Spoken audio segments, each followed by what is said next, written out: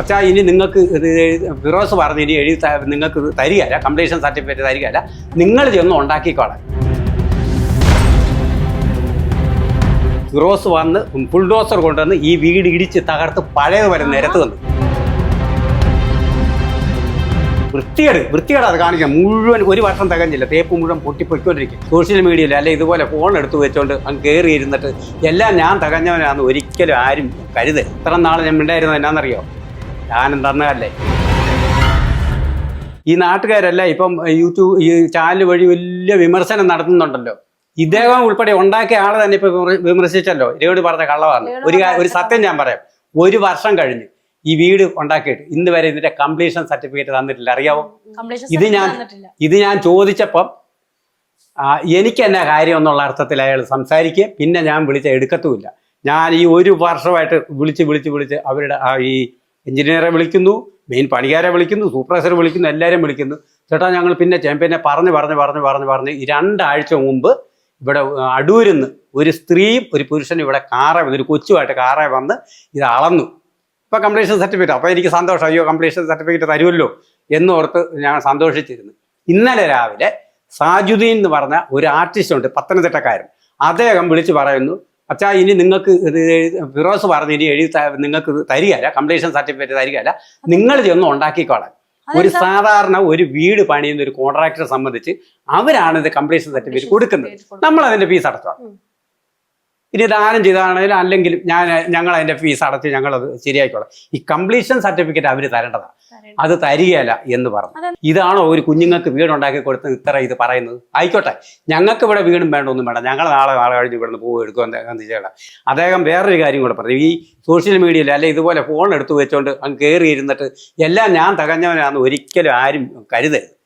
ഇന്ന് ഞാനിവിടെ ഇവിടെ വീഡിയോ എല്ലാം കാണിച്ചിട്ടുണ്ട്. കംപ്ലീറ്റ് ഈ തേപ്പും പൊട്ടി പൊളിഞ്ഞ് ഒഴുകുക മഴയത്ത്. നിങ്ങൾക്ക് കാണാം, ഇവിടെ ചാനൽ എടുത്തിട്ടുണ്ട്. നാളെ ഒന്നുകൂടെ ഞാൻ തൊട്ട് കാണിക്കാം. ഇപ്പം ഈ വോയിസ് മാത്രമല്ലേ കാണുന്നുള്ളൂ. ആൾക്കാർ ഈ പൈസ മുടക്കിയവരും ഞങ്ങൾക്ക് വീട് തന്നു, ശ്രുതിയുടെ കൊച്ചുങ്ങൾക്ക് വീട് തന്നു, അവരുടെ അപ്പൻ താമസിക്കുന്നു, അയൽപക്കക്കാർ താമസിക്കുന്നു, ഈ ബഹളം വയ്ക്കുന്ന ഈ ജനങ്ങളല്ല ഇതൊന്ന് കാണണം. ഇത്ര നാൾ ഞാൻ ഉണ്ടായിരുന്നത് എന്നാണെന്നറിയോ? ഞാനും തന്നതല്ലേ. നമ്മളെന്തിനാ അദ്ദേഹത്തെ ഉപദ്രവിക്കാൻ പോകുന്നു? അല്ലെങ്കിൽ അദ്ദേഹത്തെ എടുത്തേണ്ട കാര്യമില്ല. നമുക്ക് പൈസ ഉണ്ടാകുമ്പോൾ ബാക്കി കാര്യങ്ങളൊക്കെ നമുക്ക് കുറേശ്ശെ ചെയ്യാം എന്ന് ഞാൻ എൻ്റെ മക്കളോട് പറഞ്ഞിരിക്കുകയായിരുന്നു. അന്നേരമാണ് ഇദ്ദേഹം രേണു പറഞ്ഞ പച്ചക്കള്ളം, ഞങ്ങൾ കൊല്ലംകാർ താമസിപ്പിക്കാൻ വേണ്ടിയാണ് ഇയാൾ വീടുണ്ടാക്കിയത്. അങ്ങനെ എവിടെയെങ്കിലും പറഞ്ഞിട്ടുണ്ടോ? കൊല്ലം സുധിയുടെ മക്കൾക്കുള്ള വീട്, അത് വേറെ ആർക്കും അവകാശമില്ല, ഞങ്ങൾക്കും ഇല്ല, ആർക്കും ഇല്ല. പിന്നെ എന്തിനാണ് ഞങ്ങളെ ഈ ഉപദ്രവിക്കുന്നത്? അന്നേരം ഉണ്ടാക്കിയവനും കൂടി ഇത്രയും ഈ വൃത്തികേട് അത് കാണിക്കാം. മുഴുവൻ ഒരു വർഷം തികഞ്ഞില്ല, തേപ്പ് മുഴുവൻ പൊട്ടിപ്പൊയ്ക്കൊണ്ടിരിക്കുക. ഈ അകത്തെ പോകാത്ത തന്നെയാണെന്നറിയോ? അകത്തെ പോകാത്തത് നനയുന്നില്ല. നനയുന്ന ഭാഗത്ത് മുഴുവൻ പോകുന്നത് ഞങ്ങൾ കാണിക്കാം. ഇദ്ദേഹം ഒരു വാക്കുകൂടെ സംസാരിച്ചിട്ടുണ്ട്. ഞാൻ പറഞ്ഞു എങ്ങനെ ഉണ്ടാക്കി തന്നെ. ഇവിടെ ഇപ്പം സുധിയപ്പല്ലേ രേണു ഇങ്ങനെ ഈ ചാനൽ വഴിയൊക്കെ ഇവിടെ ഒത്തിരി യൂട്യൂബേഴ്സൊക്കെ വരും, ഓരോ കാര്യം വരുമ്പോഴത്തേക്ക് ഇവിടെ വരും. അവർ കണ്ട് ഇതെല്ലാം പൊട്ടിപ്പറിച്ചു. ഒത്തിരി പേര് എന്നോട് ചോദിച്ചു, ഇത് ഫ്രണ്ട് തന്നെ ഇങ്ങനെ ഇരിക്കുന്ന അതെല്ലാം പൊഴിഞ്ഞു പോകുന്നുണ്ടല്ലോ. ഞാൻ പറഞ്ഞു അത് സാരമില്ല, നിങ്ങളൊന്നും എടുത്തിടരുത് എന്നേ ഞാൻ പറഞ്ഞു കൊടുത്തുള്ളൂ. പിന്നെ ഞാൻ പറഞ്ഞു ഇതുപോലെ ഇനി ആരെങ്കിലും വന്ന് എടുത്തിട്ട് കഴിഞ്ഞാൽ ഞങ്ങൾ എടുത്തതായിട്ട് ഒരിക്കലും നിങ്ങൾ കരുതരുത് എന്ന് ഞാൻ പറഞ്ഞതിൻ്റെ 2 ദിവസം കഴിഞ്ഞപ്പോഴത്തേക്കും ഈ സാജുദ്ദീൻ തന്നെ എന്നെ വിളിച്ച് പറഞ്ഞു, നിങ്ങളതെല്ലാം ബാക്കി കാര്യങ്ങൾ ചെയ്തോണം, ഇനി അവിടെ മഴ നനഞ്ഞാലും ഒരു വരെ ഒന്നും വരത്തില്ല. പിന്നെ നിങ്ങൾക്ക് ആക്ഷേപം വന്നിട്ടുണ്ടെങ്കിൽ ഫിറോസ് വന്ന് ബുൾഡോസർ കൊണ്ടുവന്ന് ഈ വീട് ഇടിച്ച് തകർത്ത് പഴയതുവരെ നിരത്ത് വന്നു. കാരണം എൻ്റെ ഫോണിൽ ഇപ്പം കാണുകയല്ല, ഡിലീറ്റ് ചെയ്യാനായിട്ട് എനിക്കറിയത്തുമില്ല, അതങ്ങ് കടന്നോ സേവ് ചെയ്യാനോ എനിക്കറിയത്തില്ല.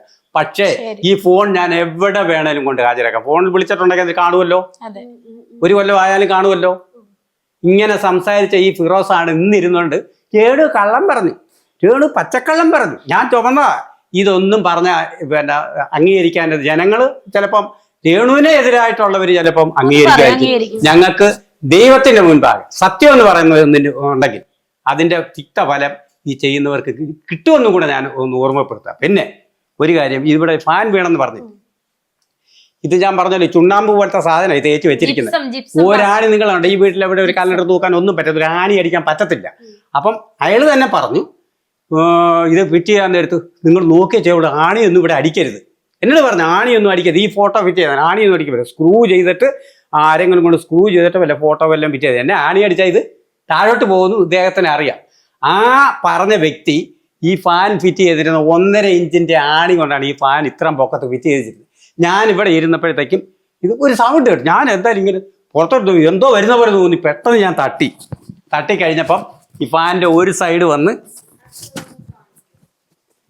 എൻ്റെ ഇവിടെ ഇടിച്ച് മുറിഞ്ഞ പാടാണ്. മുറിഞ്ഞെന്ന് പറഞ്ഞാൽ അകത്തോട്ട് മുറിഞ്ഞില്ല, പക്ഷെ തൊലി പോയിട്ടുണ്ടല്ലോ. എനിക്ക് വേദന സഹിക്കാൻ പറ്റില്ല. അകത്തും എനിക്ക് വേദന. എനിക്ക് ഓപ്പറേഷനെ കഴിഞ്ഞ് വെച്ച് ഈ വേദനയുണ്ട്. എന്നിട്ട് പോലും ഞാൻ ഒരക്ഷരം പോലും ഞാൻ ആ ബിഷപ്പിന്റെ അടുത്ത് കാണിച്ച്, ഇത് കണ്ടോ എൻ്റെ എന്നാ പറ്റിയാച്ചാ ഫാൻ വീണു, അയ്യോ ഇവനൊക്കെ എന്നതേ കാണിച്ചു വെച്ചിട്ട് ചുമ്മാ. അതൊന്ന് എന്നിട്ട് ഇവിടെ ആ വാഷ് ബേസിൻ അതും എന്നെ വെയിറ്റുള്ള സാധനം 1.5 ഇഞ്ചിന്റെ ആണിക്ക് അതും ഫിറ്റ് ചെയ്ത് വെച്ചിരുന്നത്.